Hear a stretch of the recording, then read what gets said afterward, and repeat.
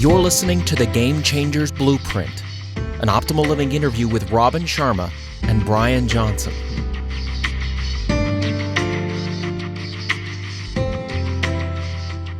Hi, this is Brian. Welcome back to the Optimal Living interview series. Today, I am thrilled to be chatting with Robin Sharma. Robin is one of the world's leading leadership experts. He works with the top companies in the world to help them perform at their absolute best. He also does a ton of stuff online. You can find him at robinsharma.com if you aren't familiar with his work yet.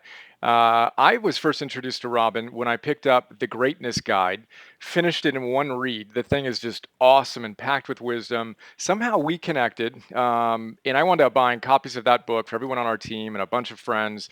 And then we got together for a breakfast, and I drove him to the airport. We wound up looping around LAX, chatting. I felt like I met a soul brother.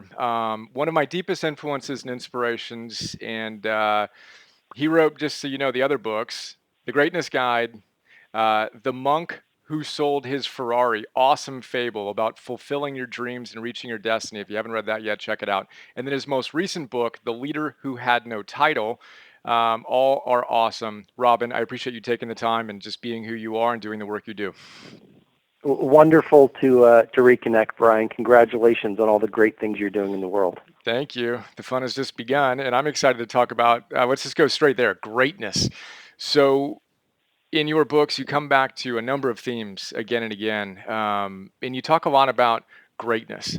Can you tell us what greatness means to you? And then we can talk about kind of how we can each embody the potential within.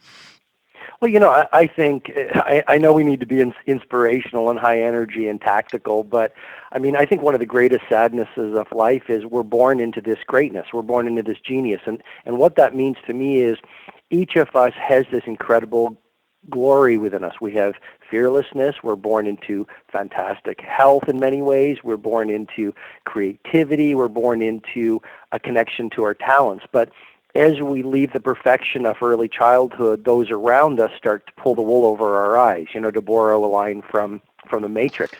And so those around us tell us, don't laugh too loud, don't release your potential, don't dream too big, don't speak with your authentic voice. And so what happens is this greatness and this, it's really just our true power, it begins to be stifled. And we sort of become like everyone else, and we lose that connection with our best selves.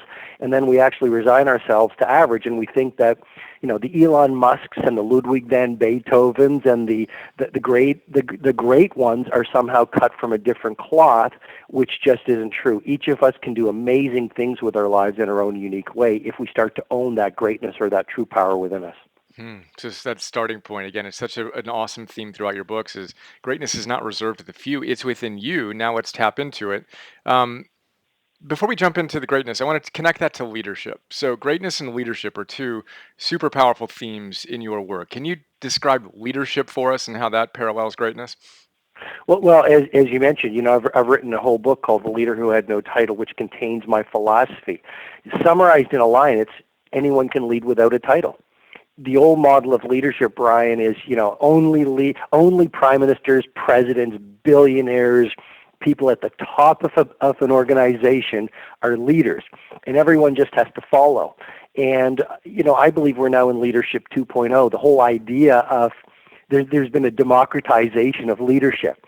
And so now I think not only the opportunity, but the responsibility of every one of us in work, in our communities, in our home lives, in our personal lives, is to really get that leadership isn't about a title. It's not about some position or an office.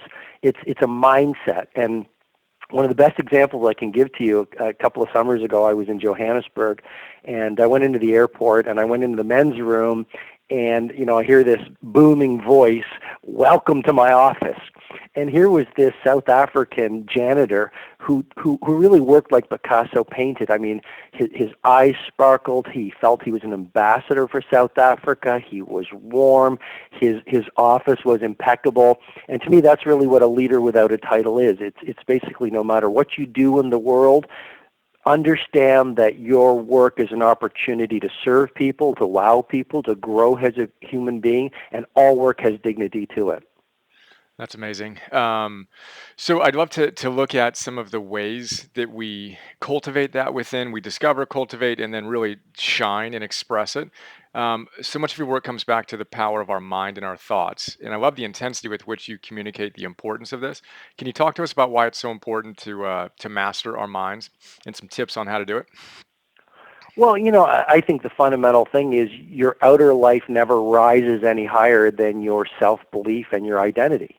I mean, that's the fundamental psychological principle. So it's the old truth, which is actually borne out by a lot of the new science and psychology, which is we don't see the world as it is, we see the world as we are.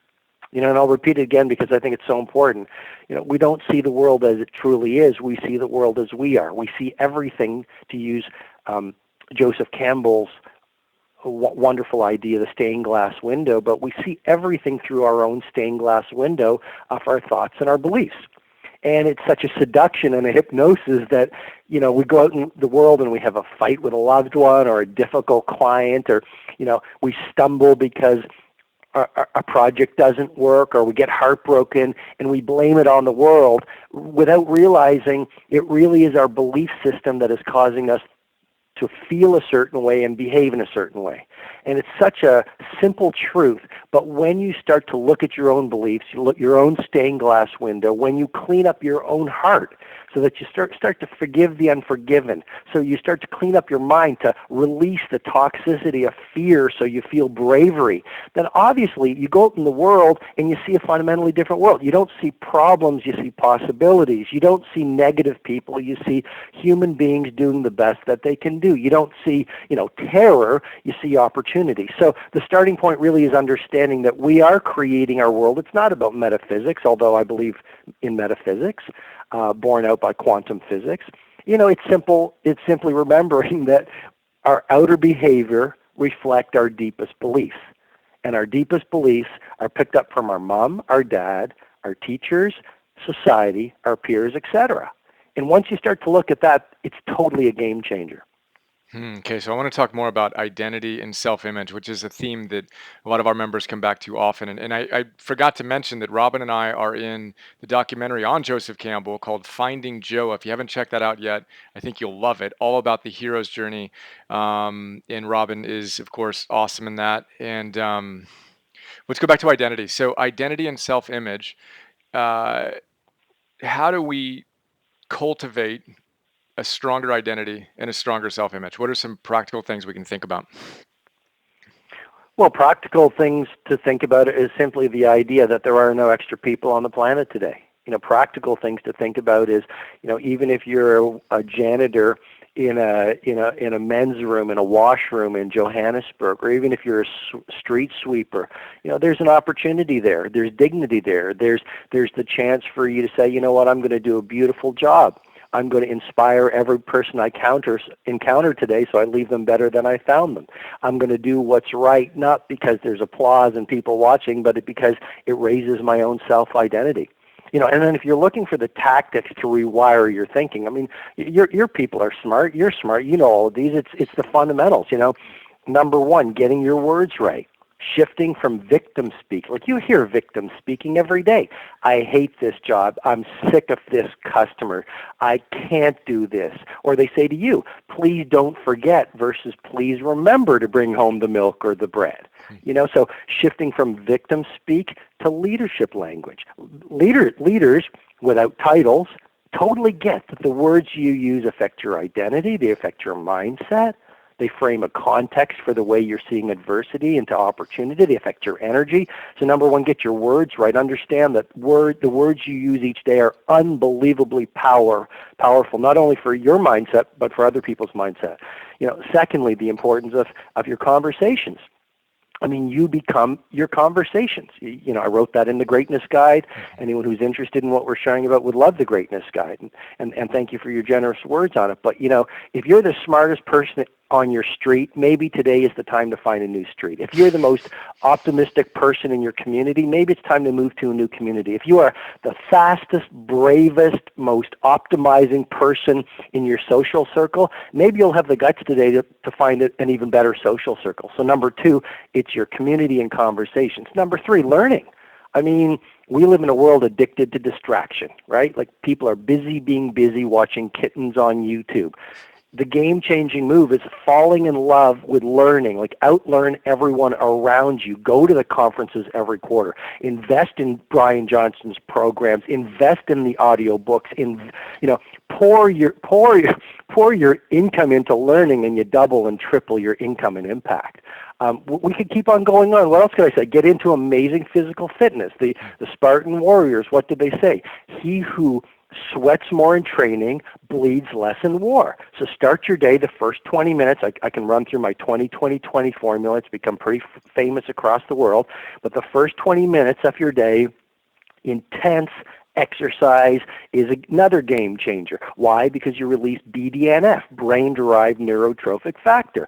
A lot of pundits, like Dr. Rady, and I think you did a piece on Spark, beautiful book, but he says BDNF is miracle grow for the brain. You can actually regrow damaged brain cells that have been deteriorated by stress. So, those are just some of the fundamental tactics, but, I guess I would wrap that up with a bow for you and simply say, what makes genius is less genetics and more your habits. Get your daily habits right until they reach a point of automaticity, so you just run them automatically, and a world-class life unfolds for itself. Oh, so good. Let's run with that into fundamentals. One of my favorite phrases, and I'm just going to paraphrase my recollection of your wisdom, but something along the lines of you've worked with and studied great human beings for a long, long time at this point. And although they differ in what they do, they all have a ruthless, fierce commitment to their fundamentals. Can you talk to us about that more? I just get so fired up about that. Well, a couple examples. I was skiing in New Zealand in 2009 when I wrote The Leader Who Had No Title. And as I was skiing, I really work on my skiing, and my instructor pointed out an Olympic champion for New Zealand, and he goes, look at her. And she was pretty much doing the snowplow, Brian. And I go, what is she doing? She's a world-class skier, and her coach is getting her to do a snowplow. And he goes, that's where the work is done. It's iterating and optimizing the fundamentals. Second example is, I run an event every year called the Titan Summit, and it's this world-class 4-day event. Last year, we had Richard Branson as one of the speakers on my faculty. And everything Richard Branson, he's one of the most admired entrepreneurs on the planet. Everything he said was about the fundamentals. It's like, treat your team well, deliver good value to your customers, enjoy what you do, etc. So I guess what I'm suggesting in response to your question is world-class performers are less about complexity and more about optimizing simplicity. You've got a lot of entrepreneurs who listen. There's nothing they don't currently know in scaling a world-class business. It's about the fundamentals, but small daily improvements on the fundamentals every day done with ridiculous consistency creates insane revolutions over time. So that's really the secret of greatness, not only for entrepreneurs, but in your health, in your love life, in your interior life, in your service to the world. Use every single day as a platform for tiny optimizations and iterations done with consistency. And the days slip into weeks, the weeks slip into months, and those little steady improvements, they seem so small. We're seduced into thinking they don't matter, but if you do it with intense consistency, you get to the next 10 years, the next 20 years, or the last hour of your last day, and you go, I lived at iconic. I'm sitting here shaking my head in inspiration and awe. Ridiculous consistency. What was that phrase? Ridiculous consistency. I have no idea. It was so good. I just think, speak from the heart, right? Yeah. Speak from the heart and let it flow. This is so good. So optimizing simplicity, ridiculous consistency, compounded over time leads to iconic, Titan-esque, true greatness in whatever expression that is for us. Let's loop back to 2020. For those who aren't familiar with that, can you give us the high-level overview of 2020? Absolutely. So maybe I'll share some of my protocols for greatness and world class. So the first one is the 20-20-20 formula. I've become pretty well known around the world for the 5 a.m. club. And so what I suggest is why you're in the habit of getting up at 5 a.m. It'll take you about 66 days according to the latest science. Then what do?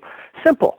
First 20 minutes, intense exercise. Why? You get the BDNF going in your brain. You release dopamine, which is the inspirational neurotransmitter. You release serotonin, which makes you feel pleasure. So why wouldn't you do that even if you don't feel like doing that? Second 20 minutes, thinking. And I love to journal. So the next 20-minute pocket, 20-20-20 formula, write on paper in your journal. Write about your fears. Write about your hopes. Write about your pain. Write about your goals. Write about your ideal day. Write about what you've learned from life. Get to know yourself so you'll live a much more intentional, conscious, gorgeous day. Final 20-minute pocket, 20-20-20 formula, learn. So podcasts, Brian Johnson information, TED Talks, reading a book like Meditations of Marcus Aurelius, one of my favorite books. I know you love it too, but use that in learning.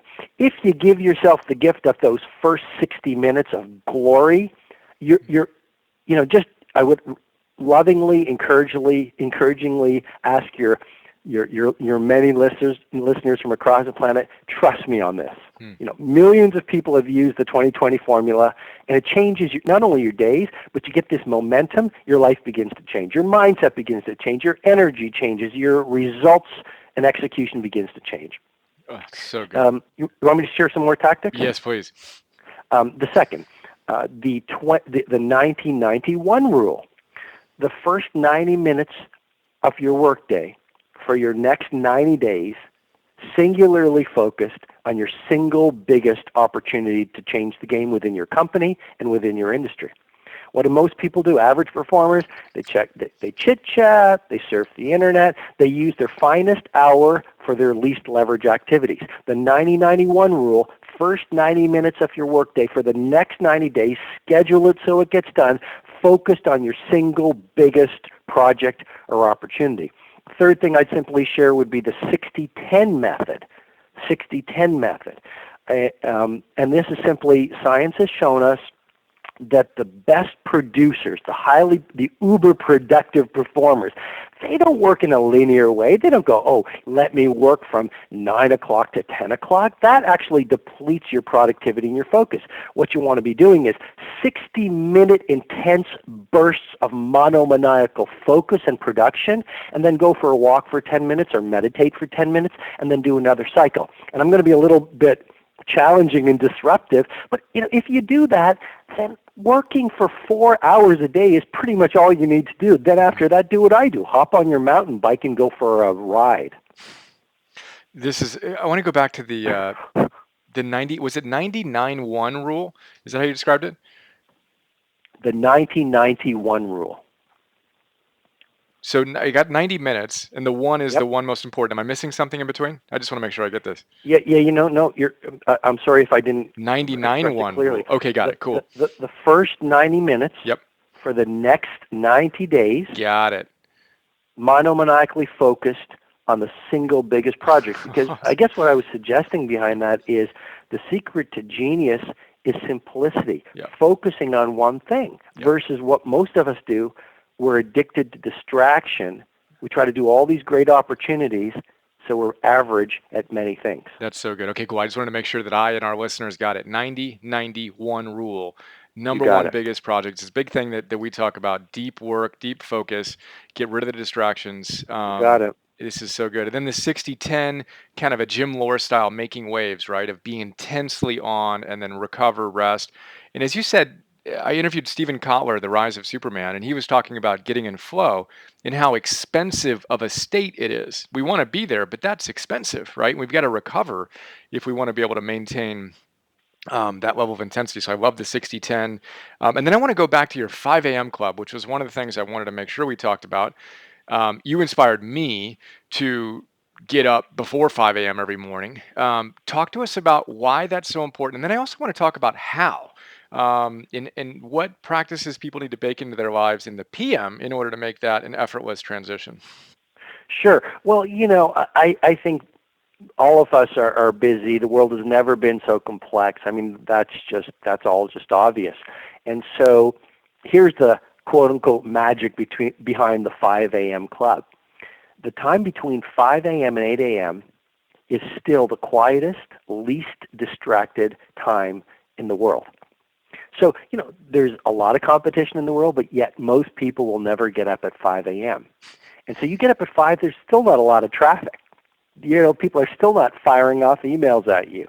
There's still not a lot of knocks on your door, metaphorically speaking. And that's why, and it's just a wonderful time to do your powerful inner work. And that's why a lot of the monks and sages for many years have got up at even 4 o'clock in the morning. So it's just a very special time of the day.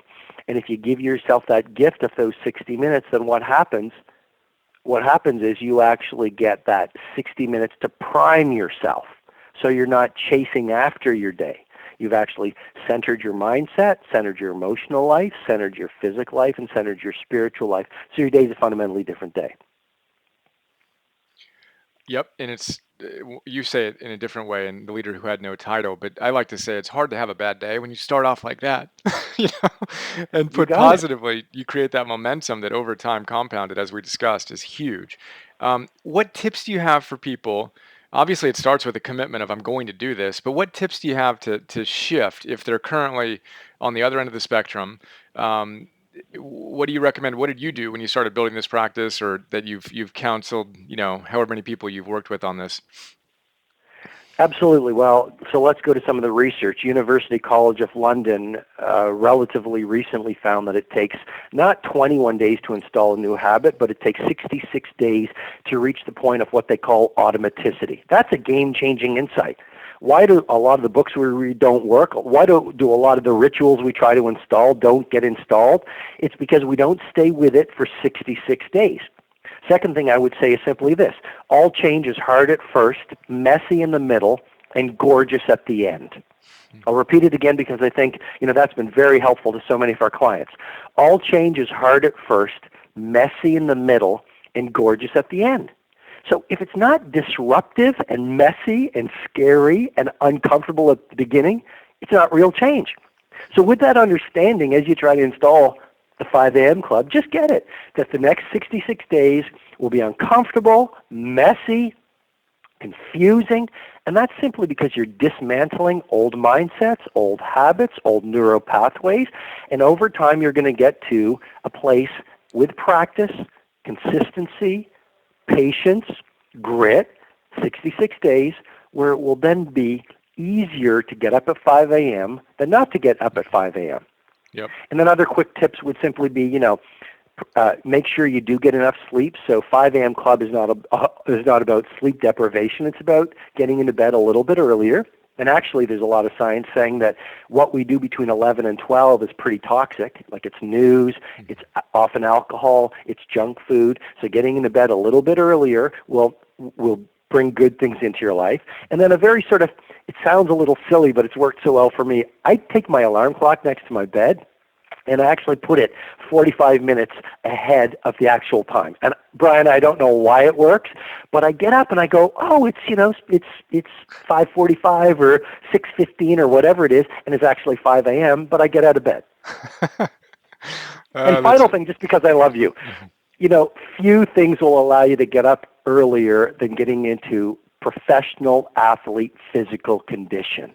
That just makes you bound out of bed and sort of release your genius into the day because you're so fit. I love it. And it's another one of the highlights I wanted to touch on is you come back to the athlete so often and so powerfully, and so it just brings it all home, right? Imagine an athlete that wouldn't put in this level of attention to their physical body and to their energy levels, etc. So love that. We can talk about that in different contexts than we have, but I would like to highlight goals really quickly. Obviously, goals are important. The number of everyone talks about it, but the way that you articulate the power of goals, I find extraordinary. Can you give us a quick kind of highlight on how you approach goals and how you recommend we approach goals? Sure. So in The Monk Who Sold His Ferrari, there's a lot of great information for anyone looking on, visions, collaging, goals, how to execute on your dreams. I mean, that's what The Monk is all about. What I would say is this. Clarity breeds mastery. Vague visions lead to vague execution. So greatness and a beautiful life and love and prosperity and great health and world-class work. This is meant for every single one of your listeners. And they might not believe me, but that's just because there's disbelief installed within their programming. And the reality is world-class performers reach that place. Those with gorgeous lives haven't got there by luck. They've got there by strategy and execution. And one of the starting points, if you really want to make today the first day of a whole new life, is getting great clarity on what's most important to you. And it sounds so obvious, but most people really do spend more time planning their grocery lists and their summer vacations than they do considering their lives. And so the starting point is what I call the Big Five. And I was in South Africa on a safari, and the game warden said, Robin, we're going to go have a look at the Big Five game. That's what the game hunters do. And I went back to my hotel later that day, and I pulled out my journal. I adore journaling. And I asked myself, what is my Big Five? I mean, for however long I get to live and serve, what are the 5 things that must occur before the last hour of my last day for me to feel I lived a world-class life? And I look at those on a consistent basis. Then you look at your annual 5. Those are the 5 things that need to happen over the next 12 months for you to feel this was the single greatest year you've been on the planet. Then you do your quarterly 5, and then you come down incrementally to your daily 5. 5 little wins that need to happen today before you close your sleep in bed for you to feel this was a good day. And if you did that after 12 months, we know what it is, right? It's 1,850 little wins. After 10 years, 18,000 little wins. How could you not get to world class even at the end of the next 12 months if you didn't run this daily 5 protocol? I'm sitting here with a standing ovation in awe of silence. Big Five, boiled down to its essence, your lifetime, what do you need to do? Break it all the way down this year, Yep. quarterly, monthly, weekly, daily, boom, get it done. 1,850 wins over the year, 18,500 wins over the next 10 Yep. years. Good luck doing that and not achieving whatever it is you aspire to achieve, right? Right, and we've covered so much information. Some of your listeners might be going, well, I'm overwhelmed. How could I do all of that? You don't. You pick and choose all of the buffet of ideas and tactics we've journeyed through, and you pick and choose what works and feels right for you. I mean, we're servants. Yep. I mean, I think that's what leadership is. I mean, my dominant obsession I've been at this 20 years, and I could spend my days skiing and mountain biking, but I'm working harder than ever before. I still get on airplanes. I do Facebook posts 4 times a day. We're doing this new product that we discussed in the pre-call. The GameChangers Blueprint. Why? I want to serve, and I think ultimately leadership and what you do, Brian, it's about service. When I was growing up, my dad really installed into my wiring intellectually is, he used a quote, and it was, "Son, when you were born, you cried while the world rejoiced. Live your life in such a way that when you die, the world cries while you rejoice." To lead is to serve. To greatness is ultimately using your life, no matter what you do, to lift the world and other human beings by your presence, by your mindset, and by your work. It's an amazing way to conclude our chat. There's some other things I want to talk about, but I just love that the essence of that. I mean, that is the through line. Let's become what we're capable of being so we can give our gifts in greatest service to the world. Let's talk more about the game-changing blueprint, the Game Changers Blueprint. This is Robin's newest work. I'm really excited about it. And can you tell us more about that and where people can learn more? Absolutely. So I'm amped on this. This is basically, I think we are going into a lot of disruption, even more disruption, economically, societal-wise, globally, in the coming months and years. For the ordinary performer, these are going to be terrifying times. A lot of unemployment, economic collapses, et cetera, et cetera. For the leader and the game changer, these are going to be exciting, inspiring times. And so what I've done over the past year is I've taken the best ideas I've learned on high performance, greatness, leadership, service, a world-class life, and I've put them into a single online program called the GameChangers Blueprint. The latest, newest, greatest information that I have accumulated working with NBA players and billionaires and superstars, et cetera. Anyone who's interested in learning more about it, just go over to my Facebook page. Just Google RobinSharma.com Facebook, or go over to RobinSharma.com, or get onto my list. I don't spam. We offer great value. And then over the next week or two, they're going to learn all about the Game Changers Blueprint and learn how to get a membership into the program. That's awesome. I like to end these chats with one final question. If you could share just one piece of wisdom with someone passionate about optimizing their lives, what would that one piece of wisdom be? Less ego, more service. I mean, life is incredibly short, and it's not about the things that we think success and greatness are about. And we can each get seduced into, oh, how many Facebook followers do I have? Oh, how much money do I make? Oh, do I live in the right home or homes? Oh, do I have the beautiful people around me? And it's not about any of that stuff. And sadly, a lot of us don't really get to that until we're too old to do anything about it. And I think ultimately, it's about service, it's about love, it's about humanity, it's about decency. And, it doesn't mean you can't be brave and strong. I mean, loving and serving and being decent and optimistic and sweet. I mean, that man in that Johannesburg washroom is my hero. And he's my hero because he didn't buy into the trappings of society's measures of success. He understands that he's alive for a reason, and he's doing his work like it's the most important job in the world. And so the final thing I would just say is, everyone who's listening, you matter. There's a reason you're alive on the planet today, and make it less about your ego and more about serving and giving and birthing your potential into the world. And yes, it's hard, because if it was easy, everyone would be world class. Beautiful. Thank you, Robin. I appreciate you. Great, Brian. Thank you for your time. Hi, this is Brian. A lot of people don't know all the stuff I do beyond these free videos I share on YouTube, so I thought I'd do a quick video to give you an overview of our membership program that you can get access to and get a ton of other stuff. So here's a quick look. $10 a month, join the Optimal Living membership program. You get instant access to 250 Philosopher's Notes on some of the best Optimal Living books out there. Old school classics, positive psychology, modern stuff, mindfulness, peak performance, purpose, neuroscience, wealth, etc. And what you may not know is that in addition to the PNTV episodes, I create PDFs on all of these great books. So 6-page PDFs. Let's take a look at one of them. Joseph Campbell. You want to figure out how to live your hero's journey. Well, this is a great place to start. I basically pull out my favorite big ideas, riff on them, connect them to other books and other ideas, and help you apply this wisdom to your life today. That's what the PDF looks like. Again, we have 250 of these on all these different great books. And then I record those PDFs as an MP3. So you can listen to that MP3 while you're on a walk or working out or doing some errands or whatever. That is Philosopher's Notes.